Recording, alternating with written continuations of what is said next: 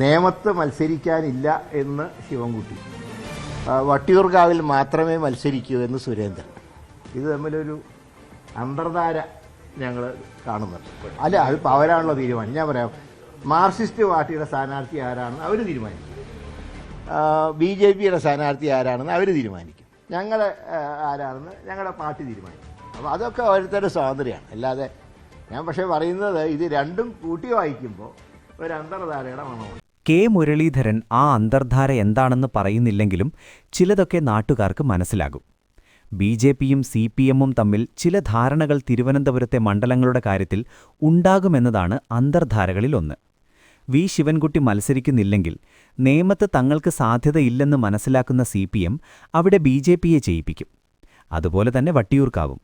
PS Prashant മത്സരിക്കുന്നില്ലെങ്കിലും മത്സരിച്ചാലും വട്ടിയൂർക്കാവിൽ BJPയെ തങ്ങൾ ജയിപ്പിച്ചോളാം, പകരം വേറെ സീറ്റുകളിൽ തങ്ങളെ പിന്തുണയ്ക്കണം.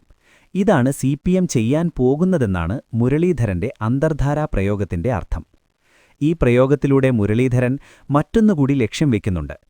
മുരളീധരൻ ഗുരുവായൂർ ലക്ഷ്യം വെക്കുന്നുണ്ടെങ്കിലും അതിനേക്കാൾ നല്ലത് വട്ടിയൂർക്കാവിലേക്ക് മടങ്ങിവരലാണ് എന്ന തിരിച്ചറിവ് വന്നിട്ടുണ്ട്. അഥവാ താൻ അവിടെ തോറ്റാൽ മുൻകൂർ ജാമ്യമെടുക്കൽ കൂടിയാകും. അന്തർധാര തനിക്ക് മാത്രമല്ല, തന്റെ പാർട്ടിക്ക് കൂടി മനസ്സിലായിട്ടുണ്ടെന്നാണ് കെ മുരളീധരൻ പറയുന്നത്.